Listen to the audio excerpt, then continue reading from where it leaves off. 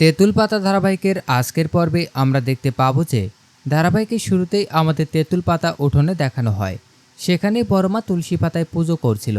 শাকের আওয়াজ পেয়ে ঝিল্লি সেখানে আসতে চায়, কিন্তু ঋষি তাকে আটকে দেয়। এরপর ঋষি ঝিল্লিকে বলে, তোমার কি মাথা খারাপ হয়ে গেছে?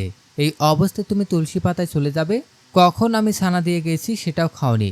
ঝিল্লি বলে সে ওসব ছানা খাবে না, ওসব ভালো লাগে না। এতে ঋষিও একটি বকাঝকা করতে থাকে ঝিল্লিকে। তখন ঝিল্লি বলে, আপনি আমাকে বকলেন তো, ঠিক আছে, দাঁড়ান, আমি জেঠুকে বলে দিচ্ছি। সে কলিং বেলটা হাতে নেয়। ঠিক ওই সময়ে ঋষি তাকে আটকে দেয়। এরপর ঝিল্লি একটা মোমবাতি চায়, ঋষি এনে দেয়। এরপর সে মোমবাতিটা ধরিয়ে দিতে বলে। মোমবাতি ধরানো হলে ঝিল্লি বলে, আমাকে কৃষ্ণের কাছে নিয়ে যান। ঋষি প্রথমে যেতে না চাইলে ঝিল্লির জেদে নিয়ে যেতেই হয়। এরপর ঝিল্লি পুজো করতে থাকে কৃষ্ণের সামনে। পুজো শেষ করে ঋষি আবার ঝিল্লিকে কোলে নিয়ে বিছানায় বসিয়ে দেয় এবং ছানা খাওয়াতে থাকে। খাবার খাওয়ার সময় ঝিল্লি পানি চায়, কিন্তু ঘরে পানি ছিল না। তাই ঋষি বলে, তুমি দাঁড়াও, আমি পানি নিয়ে আসছি। অন্যদিকে আমাদের তেঁতুল পাতার উঠোনে দেখানো হয় বড়মা এবং ঋষির মা রান্নাঘরে যাচ্ছিল রাতের খাবার বানানোর জন্য। ঠিক সেই সময় ঋতু চলে আসে এবং তার বৌদিদের বলে তার জন্য যেন দুটো রুটি বানানো হয়। তখন ঋষির বড়মা বলে, কি ব্যাপার, তুমি এত আগে চলে এলে? মা তো বলেছিলে তুমি রাতের খাবার খেয়ে আসবে। এই কথা শুনে রিজু বলে, কেন, আমি যদি এখানে এসে দুটো রুটি খাই তাহলে ভারতী সিংহ রায়ের ভাণ্ডার ফুরিয়ে যাবে নাকি? এই কথা শুনে বর্মা বলে, এসব তুমি কি বলছো? রিজু বলে, হ্যাঁ, দেখছি তো, কদিন থেকে দেখছি ওই ঝিল্লির জন্য তোমাদের কত দরদ উতলে উঠছে। ফল মিষ্টি তোমরা ওকেই খাওয়াচ্ছ। এই কথা শুনে বর্মা বলে, শোনো, রানা কিন্তু কোনো কাজকর্ম করে না, তারপরেও খেয়ালি রোজ সকালে জুস খায়, তাই ঝিল্লিও খাবে। এই কথা শুনে রিজু বলে, হ্যাঁ, খাও খাও, কতদিন আর খাওয়াবে? ওই মেয়ে যে কাণ্ড করেছে, ওকে তো আবার গুলি করবে, গুলি করে ঝাঁঝরা করে দেবে, একেবারে শেষ হয়ে যাবে। এই কথা শুনে পরমা অনেক রেগে যায় এবং তিনি রিজুকে চর মারেন। হঠাৎ চর মারে সকলে অবাক হয়ে যায়। রিজু বলে, তুমি আমাকে মারলে? বড়মা বলে, হ্যাঁ মারলাম, দরকার পড়লে আবার মারব। তোমাকে আমি নিষেধ করেছিলাম ঝিল্লির নামে খারাপ কথা বলতে, তুমি সেই আবার একই কাজ করছো। আমি বলেছিলাম যে ঝিল্লিকে নিয়ে কোনো কথা বললে আমার থেকে খারাপ কিন্তু কেউ হবে না। সন্ধ্যাবেলায় তুমি ওই মেয়েটার মৃত্যু কামনা করছো। আমি তোমাকে মেরেছি, কি করবে? তুমি মাকে বলবে, দাদাকে বলবে? ঠিক আছে, আমি তোমার দাদাকে ডাকছি, এই বলে তিনি তার হাজবেন্ডকে ডাকতে থাকেন। এইসব কাণ্ড দেখে ঋষি এবং ঋষির মা অনেক সামলানোর চেষ্টা করে ঋষির বড় মাকে, কিন্তু সামলাতে পারে না।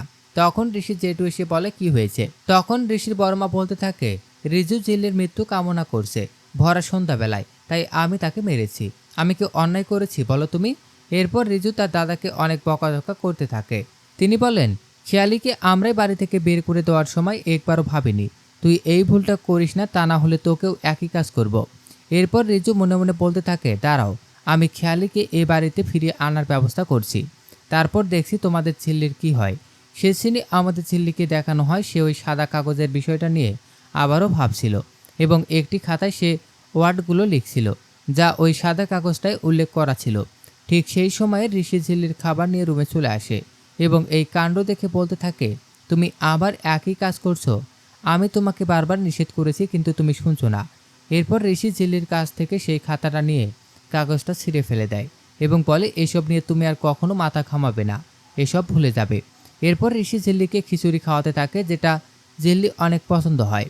খাওয়ানোর সময় ঋষি মনে মনে বলতে থাকে, আমি চাই না ঝিল্লি তোমার আর কোনো ক্ষতি হোক। অন্যদিকে ঝিল্লি মনে মনে বলতে থাকে, আপনি আমার কেন এত যত্ন নিচ্ছেন মিস্টার সিংহ রায়? এটা কি শুধুই বন্ধুত্ব?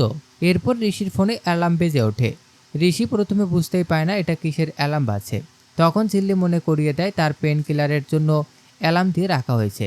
এরপর ঋষি ঝিল্লির খাওয়ানো শেষ করে ঔষধ এবং পানির বোতল তার হাতে দিয়ে চলে যায়। ঝিল্লি ঔষধ খেতে যাবে, ঠিক সেই সময় পানির বোতল থেকে পানি পড়ে তার শাড়িটা ভিজে যায়। এরপর সে একা একা শাড়িটা চেঞ্জ করতে চায়। ঠিক সেই সময় ঋষি রুমে চলে আসে এবং ঝিল্লিকে এ অবস্থায় দেখতে পেয়ে মনে মনে বলে, ও কি একটু দেরি করতে পারলো না বা কাউকে ডাকতে পারলো না? অন্যদিকে ঝিল্লি শাড়িতে পা পিছলে পড়ে যেতে ধরে। ঠিক সেই সময় ঋষি তাকে ধরে নেয়। এরপর সেখানে রোমান্টিক গান শুরু হয়ে যায়।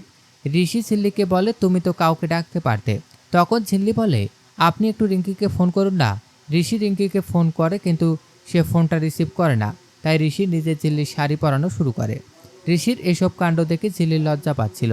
শাড়ি পরানো হয়ে গেলে ঋষি ঝিল্লিকে বেডে শুয়ে দেয় এবং হাতে মলম লাগিয়ে দেয়। এভাবেই তাদের মধ্যে কিছুক্ষণ রোমান্টিক গান চলতেই থাকে এবং একে অপরের দিকে তাকিয়ে থাকে। তো দর্শক, এই ছিল তেঁতুল পাতা ধারাবাহিকের আজকের আপডেট। প্রতিদিনের আপডেট সবার আগে পেতে আমাদের চ্যানেলটি এখনই সাবস্ক্রাইব করুন।